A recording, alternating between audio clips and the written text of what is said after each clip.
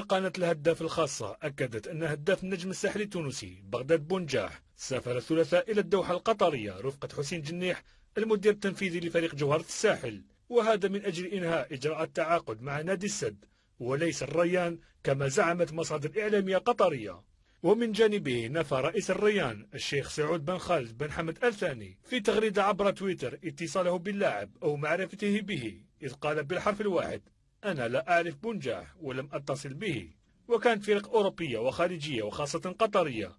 قد أبدت مؤخرا رغبتها في شراء عقد بغداد بونجاح، لكن عرض السد القطري كان الأفضل من ناحية القيمة المالية للصفقة. ووفق تقدير وسائل إعلام تونسية أن العرض وصل إلى 6 ملايين دينار سنتيم تونسي، أي ما يقارب 2.7 مليون يورو. وأجرت الهداف تيفي العديد من الاتصالات بمسير النادي التونسي للتأكد من وجهة اللاعب القادمة، وأجمعوا أن مهاجم اتحاد الحراج السابق سيمضي في نادي السد ما عدا المدير الرياضي النجم الساحلي زياد الجزيري الذي أكد تواجد اللاعب في قطر دون الإشارة إلى أي تفاصيل أخرى بخصوص وجهته المستقبلية المحتملة.